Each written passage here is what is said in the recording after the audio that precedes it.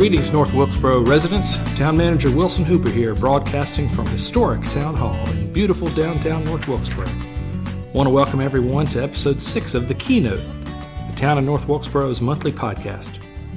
Should be a good episode today because our guest has a lot of experience with these podcasts, having been featured on a couple already in the past year or so. Before I introduce him, an announcement. I want to remind everyone to please stay diligent regarding the 3 W's, wearing, waiting, and washing, as the pandemic is still burning strong here in the area. If you haven't already heard, there's a drive-through test site in operation at River's Edge in Wilkesboro. So if you're feeling bad or if you've been around someone who's tested positive, please take advantage of this resource and get yourself tested. Knowing when you may be contagious and isolating yourself if you are is one of the most important tools to ending this terrible pandemic. But let's move on to something a little bit happier. Our guest.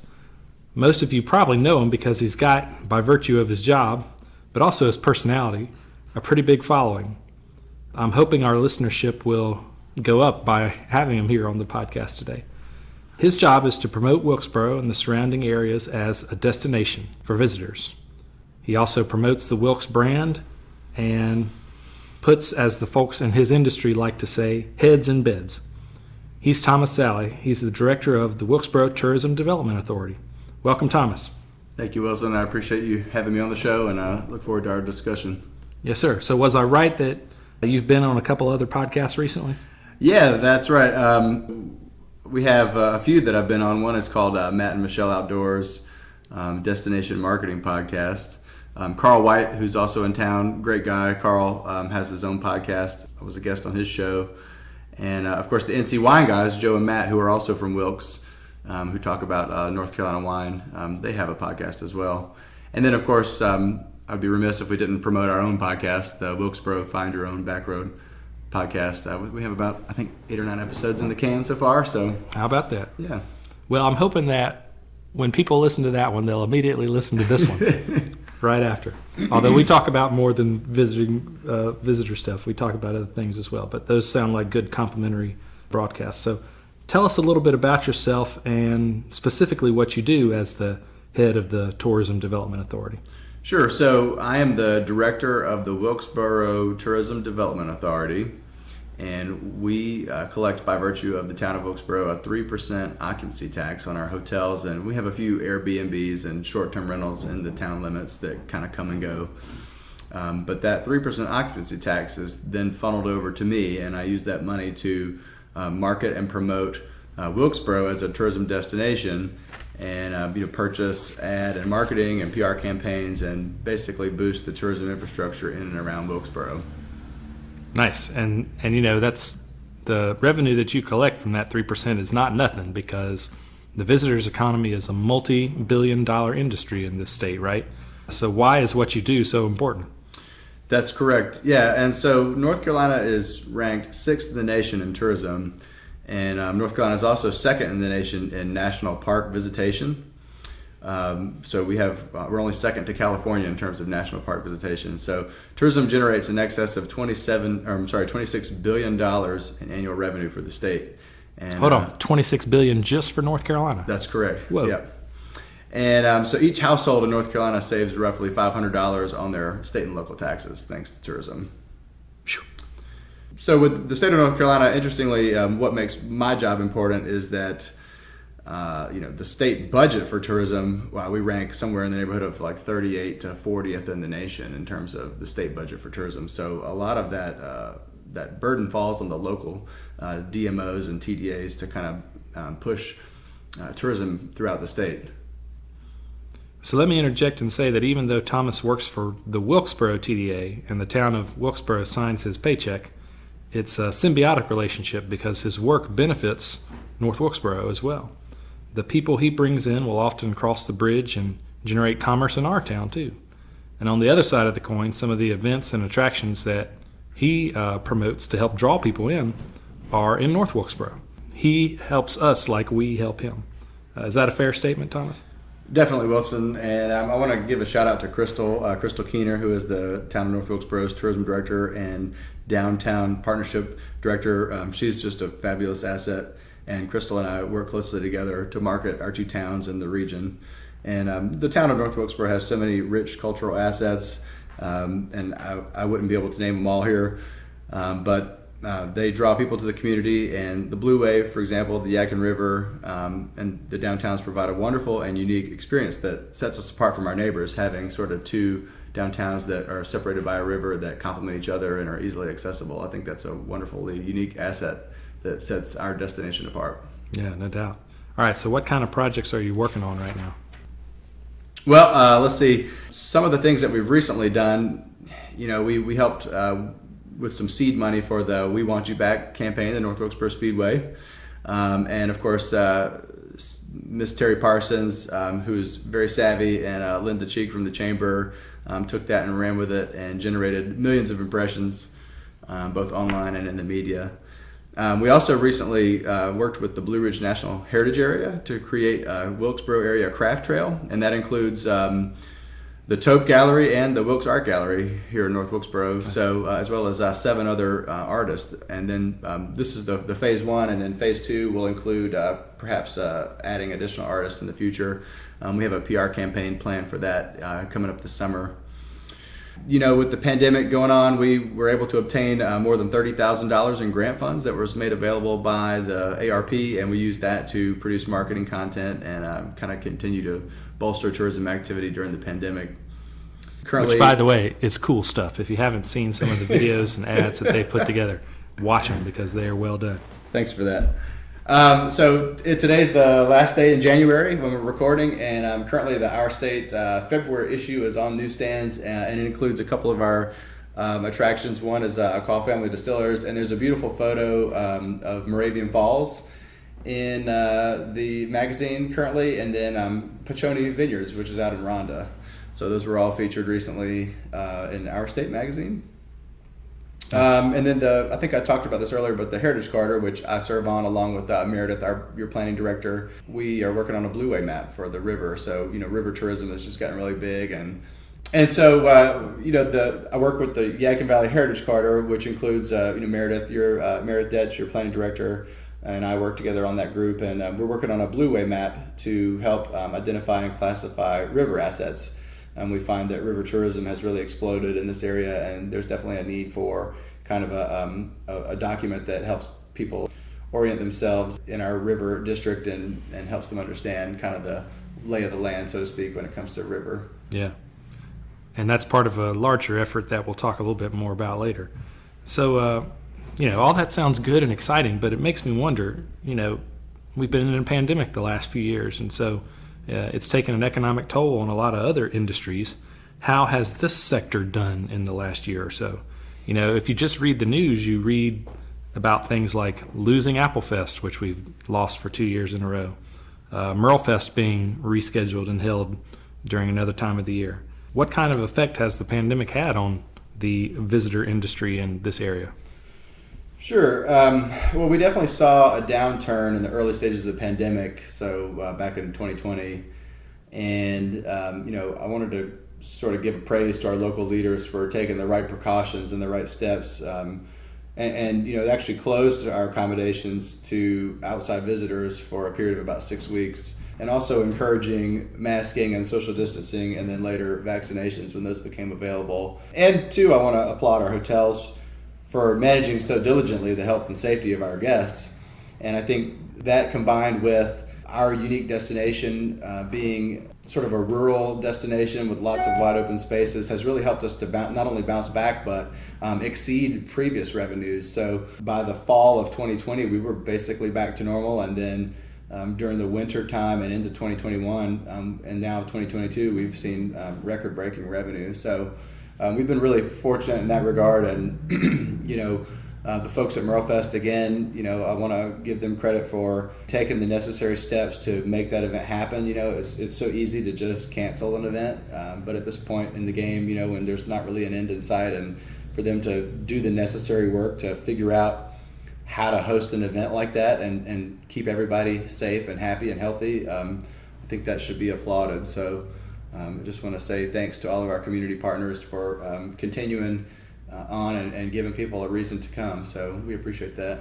So I just want to interject here and say, during that answer, if you heard a little bit of ambient noise, apologies, but this is kind of a guerrilla podcast, right? We're doing this just because we're so excited about what's going on in the Wilkes area, not because we're super sophisticated when it comes to putting on broadcasts and so forth. So you might hear a little ambient noise, but that's just the byproduct of life in Wilkes County. So apologies for that. So Thomas, it's been pretty incredible that we've been able to carry on and do well in this industry over the last few years, despite the circumstances. What do you think it is about this area that draws people? Yeah, so we've enjoyed a huge boost in traveler demand, thanks in part to coronavirus. But really, the people want to be in places like Wilkesboro and North Wilkesboro with ample space to spread out. Lots of nature to enjoy, amenities, affordability, downtowns that offer cultural and entertainment options, while not being necessarily overcrowded or overtly touristy. There's just not that. It's not very in your face in terms of the tourism aspect of it, and people are very sincere and genuine. So it's a great place to come and visit and stay for an extended period of time. I hadn't thought about that, but that's true. There is an authenticity to both towns that I think helps draw people in. Okay, so what are some of the hot draws right now specifically? What are the amenities or features in the area that folks are flocking to at the moment? That's a funny question, because I feel like what is most popular has kind of been what's always been most popular here, and really is at the core of our brand. Music, of course, moonshine. Anytime I talk about moonshine, people's eyes light up. And basically, when I say moonshine too, I also include sort of like craft food, craft beverages, but especially moonshine. And our wide open spaces, our state parks, our trails, all of those things are really big. But I've also seen some interesting trends in arts and crafts, so like local crafts, pickleball. We just constructed our pickleball courts in Cub Creek Park. Esports is another big one. Video games and electronic sports has become really big. And actually our county school system is gearing up to start providing for the STEM students, esports league, and also a video game arts program. So I want to give a shout out to the Wilkes County Schools for thinking ahead of the curve there.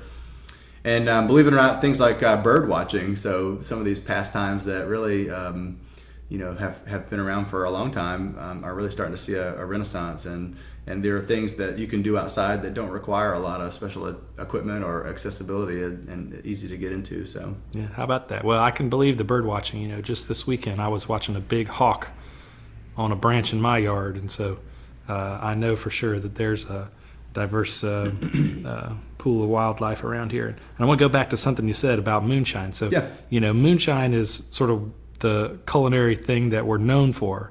But I think that our sort of culinary profile is growing, and I want to give a couple of examples. Here in North Wilkesboro, we've got Apple Brandy Prime Cuts, which is a supplier of farm-grown meat for farm-to-table restaurants across western North Carolina.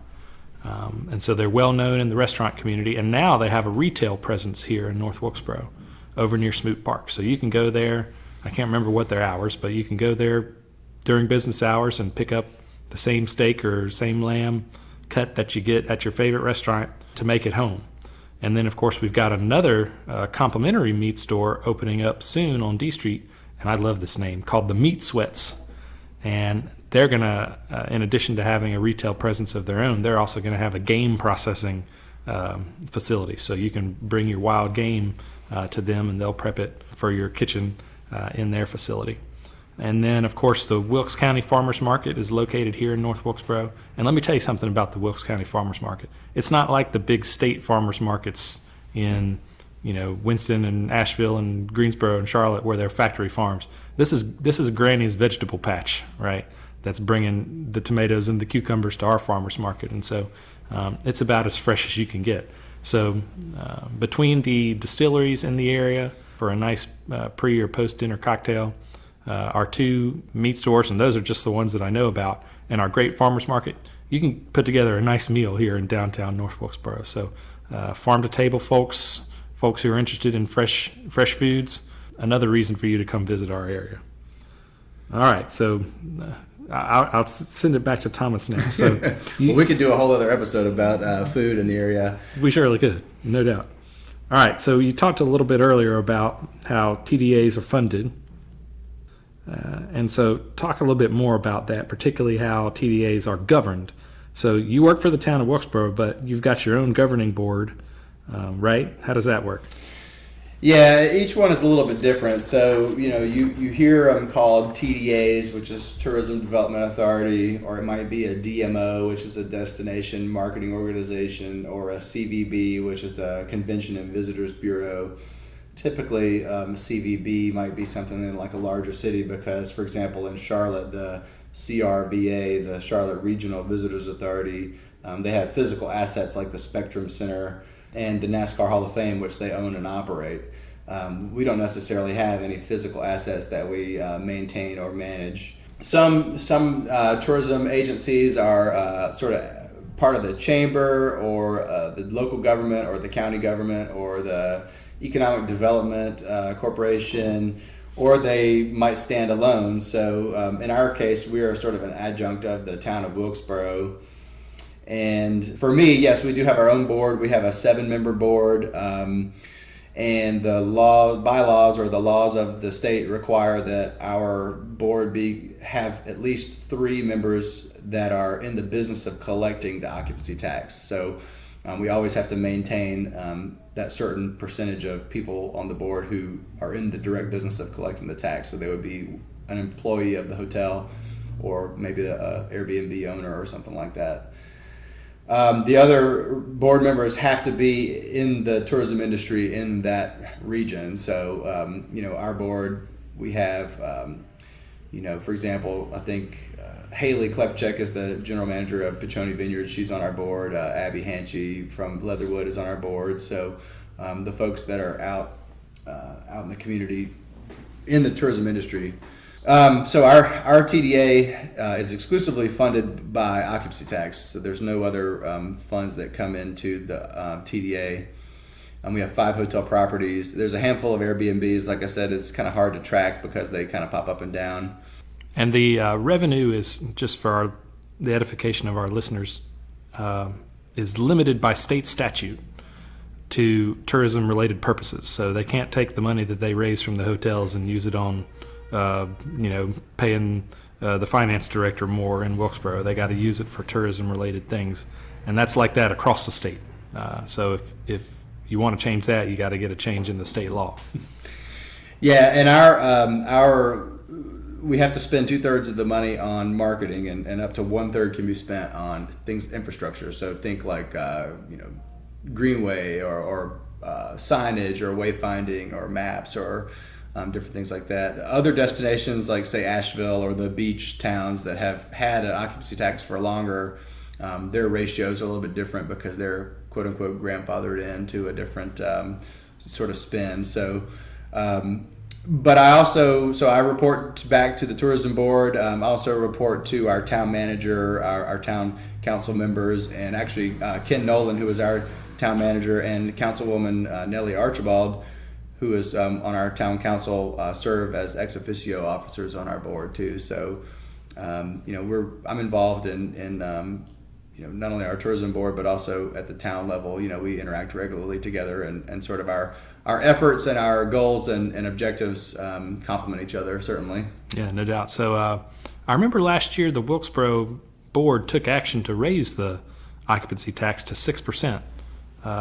But then I heard you say something the other day that it was still at 3%. So I need to be educated. Where is that now? Yeah, we're just waiting for the local bill to come up. I think with the budget passing and the ARP the ARP funds and things like that.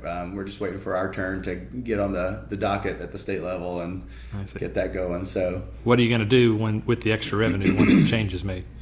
Yeah, well, I'm a one-man band, and really the 3% just kind of barely, for lack of a better term, keeps the lights on. So the 6% is going to definitely allow us to expand some of our programs. I think the biggest thing for me is going to be getting more into public relations and, hosting writers and media here in the community. Those are some of the big things that I'd like to see happen. kind of bolstering our content. Everything's about content these days, and your podcast is a great example of that.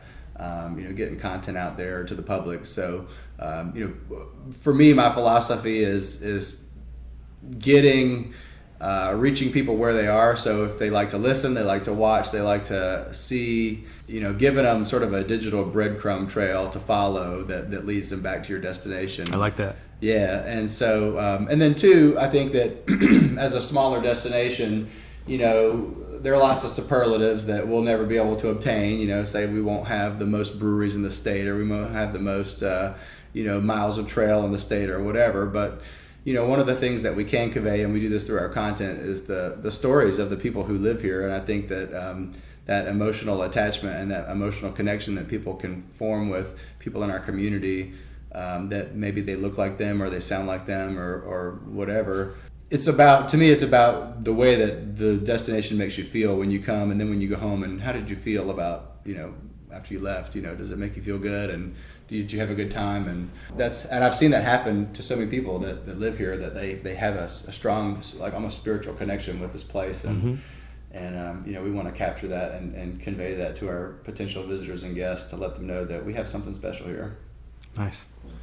Well, so I want to take an aside and talk a little bit about some things that Thomas alluded to earlier, and that is occupancy taxes in particular, how much of a benefit they are to residents of a community.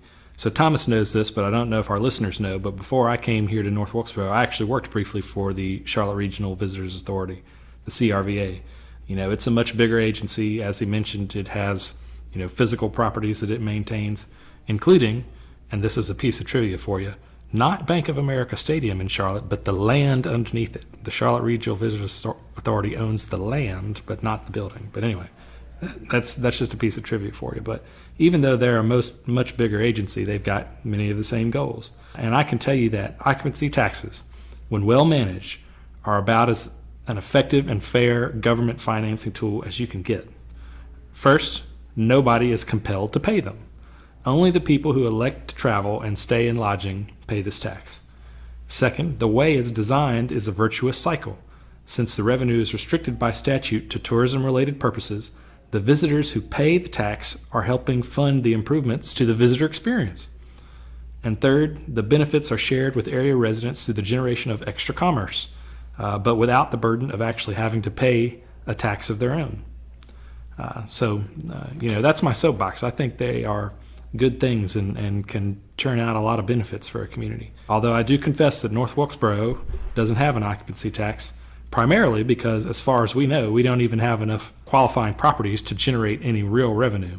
As far as I know, we have only one lodging in all of North Wilkesboro, and it would generate pennies. But Thomas has actually connected us with some resources to see if we can identify whether anyone's using their property in Airbnb as Airbnbs or VRBOs that might contribute to the tax if we had one. And if we discover that we have a bunch, then I'm going to go to the council and say, hey, what do you guys think about implementing one of these here? But at the moment, we don't have one. All the hotels and so forth are in Wilkesboro, as he mentioned. So, Thomas, other than the obvious things like spending at hotels, shops, restaurants, how does, and you alluded to this earlier with the $500 property tax discount, how does a healthy travel sector benefit the larger economy?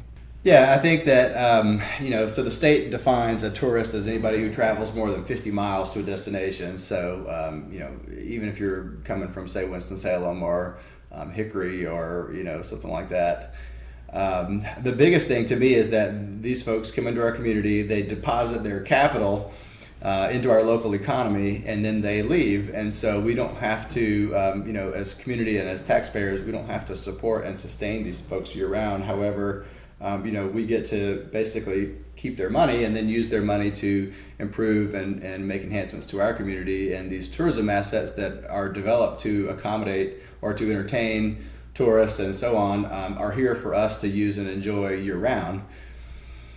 I think that tourism also brings new opportunities for, like we said, amenities and attractions and things that otherwise a community of our size wouldn't get to enjoy.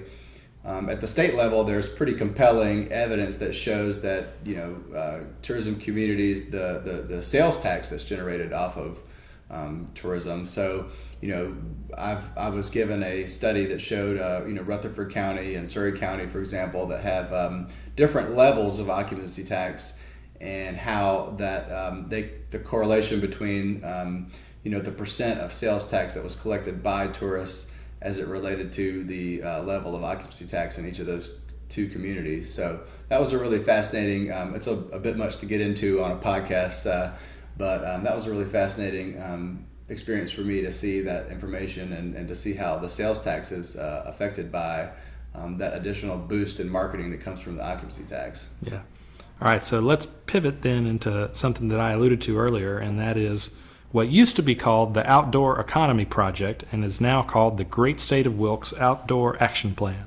And if you haven't heard of it and you're curious, Google that, Great State of Wilkes Outdoor Action Plan. So essentially it is an effort through multiple partners, both the towns, the county, the hospital, the health foundation, the Yadkin Valley Greenway folks, and a few others, to try to A, leverage the recreational assets that we have now to generate commerce, and B, come up with a master plan on how we can enhance our recreational assets in the future. And I asked Thomas to tell us a little bit more about that. I've heard him talk about that before, and he does so well.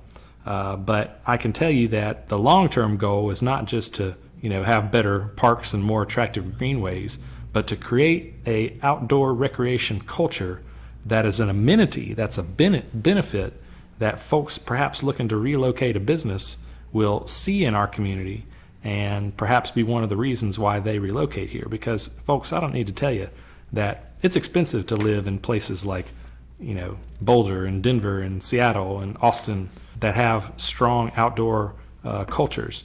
It's also getting expensive to live in places closer to home that have outdoor cultures like Asheville and Roanoke. And so if you're a business that's priced out of this area, but you still want to be somewhere with an outdoor culture, we're trying to set ourselves up to be competitors for those kind of business relocations. And so if we do it right and we're able to create a strong outdoor culture with a lot of great outdoor amenities, more than we even have now, I think that benefits the economy in more ways than just spending at restaurants and hotels and so forth. So Thomas, what do you have to add about the Great State of Wilkes Outdoor Action Plan project? Well, I think you nailed it, Wilson. I mean, really, the biggest thing is just that we all know these assets are here, but it's kind of putting everything down on paper and letting the world know, what we have. And also, I think, quantifying the economic impact and the actual infrastructure that we have so that when we move forward, we can see how this area is growing. I mean, we all hear anecdotally how things, are developing and growing and so forth, but to actually have a quantifiable asset and sort of a map for laying out the future of these assets that are all run and managed by different organizations. I mean, you got W. Scott Dam and Reservoir, which is an Army Corps of Engineer project. Rendezvous Mountain is a state forest, and I believe it's actually getting converted into another type of, maybe a state park or something like that. Stone Mountain is a state park. The Blue Ridge Parkway is a national park. Of course, you have our town recreational facilities and our county recreational facilities. So they're all owned and managed by different organizations. So it's getting those folks talking to each other, getting numbers together, showing the use and the impact that these facilities have on our local community and our local economy.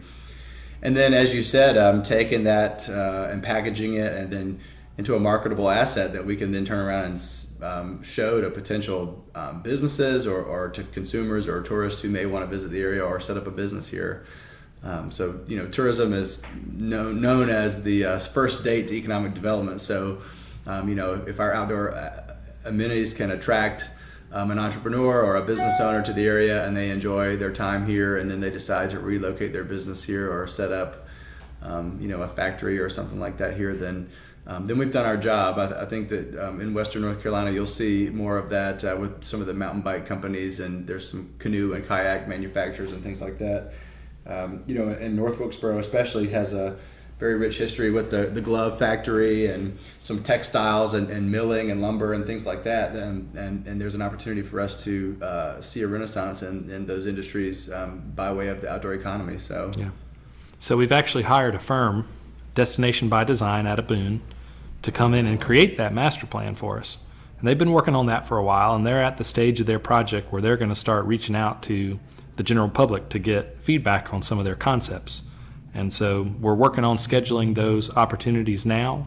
If you're interested in providing feedback, please be on the lookout on the Town of North Wilkesboro, and I guess the Wilkesboro websites in the coming weeks for those opportunities, because we don't want to put together a plan that isn't going to work with what people want out of their recreational amenities. So I'm inviting everyone who's listening to this podcast to participate in those once they're scheduled. But other than participating in that part, Thomas, what can folks in the community do to help this entire tourism effort along?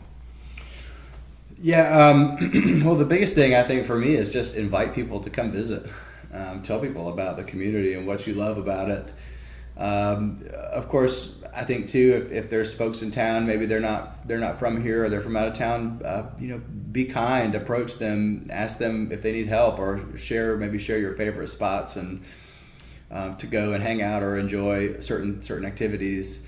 At the state level, we're really working hard on the Leave No Trace because with the pandemic, our outdoor amenities have been seeing heavy use and litter has become a big problem. So the Leave No Trace principles have been a real big priority for us. And that's, basically pack it in, pack it out, and leave things just like you found it. If you see trash on the trail, pick it up, carry it out with you until you can get to a proper receptacle and things like that. So, again, my philosophy for marketing a small town is, not that we have the best or the biggest, but that takeaway feeling of memories or a positive association or emotions with the place that we can help create. And our people are, I think, our greatest asset. And the way that our community welcomes and is warming to people, that is an essential part of our tourism and our draw to the community that just makes it a wonderful place. And I just want to share a personal story. I'm an example of how that can work. When we were living in Mecklenburg, my wife and I would visit for Merlefest every year, and we were always so happy and tickled by the hospitality that we received when we came up here. And so when it came time for us to look for a smaller town lifestyle, this was the place we ended up, because we had always been treated so hospitably when we were here. And so now we contribute to the economy in our own way. So our story is an example of how doing what Thomas just described can help attract new folks that contribute to the economy and the quality of life for everybody. All right, Thomas, I've asked a lot of specific questions. I'd like to give you the opportunity to share something that maybe I haven't asked about. You have any other comments you want to share with the listeners? Thanks, Wilson. No, it's been a pleasure to be here, and I appreciate you having me on. I will just say that if everybody who listens will go out there and check out our website, it's explorewilkesboro.com. Follow us on social media. Our Facebook is Wilkes NC Tourism. Instagram is Visit Wilkes NC. So if you would follow and check out those two platforms at least, and then we have a few others like Twitter and TikTok and things like that, LinkedIn. So, take care of your community, love each other, and if you see somebody in town who may be new or is visiting, then share your favorite spots and let them know to come back. We'd love to see them again. Thomas, great interview, man. I appreciate you being here. Hope maybe you'll come back in the future, maybe when we get a little further down the road on this Great State of Wilkes Outdoor Action Plan. Would that be all right? Oh, it would be my pleasure. Thank you. Excellent. Yeah, I appreciate it. All right. That'll about do it for today's episode. All our listeners, thanks for listening. We enjoy having you here. Spread the word about the Keynote podcast to all your friends. Listen to Thomas's, which is called what? Trails? Make Your Own Trail? Yeah, Wilkesboro Find Your Back Road podcast. Find Your Back Road podcast. This is Wilson Hooper, signing off.